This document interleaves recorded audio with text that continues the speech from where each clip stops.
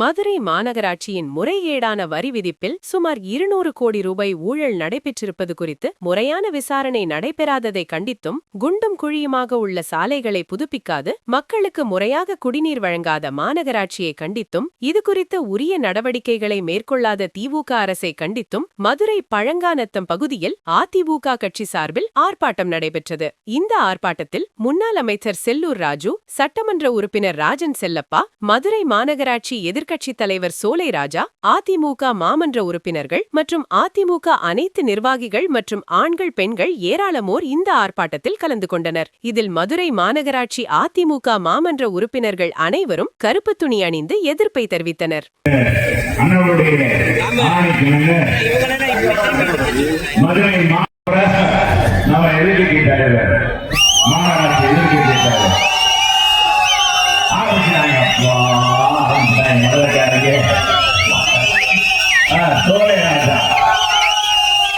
நீங்க இருக்கிற மாமன்ற உறுப்பினர்களுடைய தலைவர்களே, மாமன்ற இன்னொரு வேப்பா இந்த மாதிரி போகுது இன்னும் பேச போறாங்க, அப்புறம் கை கட்டுங்க. இப்ப நம்ம மாமன்ற உறுப்பினர் மதுரை மாநகர் மாவட்டம், மதுரை புறநகர் கிழக்கு மாவட்டம் கழகத்தின் சார்பாக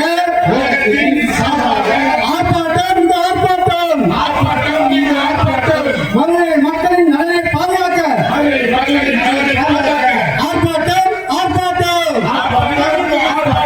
மாநகராட்சி நிர்வாகத்தை கொள்ளையடித்த பணத்தை மீட்டுக் கொடு. சந்து சிரிக்கிறது, சந்து சிரிக்கிறது, சந்து சிரிக்கிறது, சந்து சிரிக்கிறது. விடியா திமுக ஆட்சியில்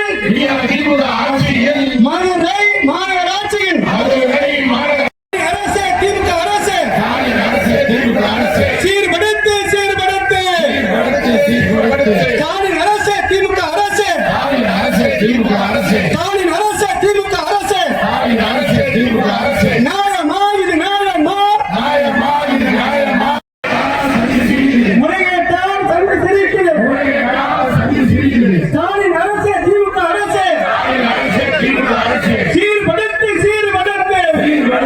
சீர்படுத்து.